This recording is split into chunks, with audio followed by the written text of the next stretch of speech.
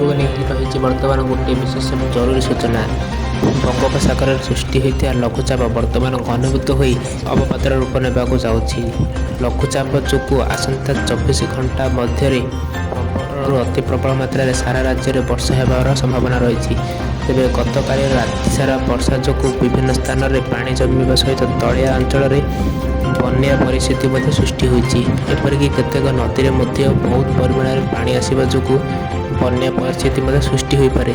सेहीपरि गंजाम, गजपति, पुरी, भुवनेश्वर, मालकानगिरी यही अंचल में अत्यधिक वर्षा होबार संभावना रही। किसी स्थान में कच्चा रास्ता भासीजा सहित कच्चा घर भांगार सूचना मिलूँ। एसहित किसी स्थान में जलबंधी जो बस तथा गाड़ी गुड़ाक पानी भर्ती होबार संभावना सूचना मिलूँ। आसंता 3 दिन पर्यंत अति प्रबल वर्षा रही मत्स्यजीवी मानक समुद्र को जावाक बारण कर पाणीपाग विभाग तरफ सूचना दी जाएगी। किसी जिला को येलो और ऑरेंज वार्निंग जारी करा जाएगी।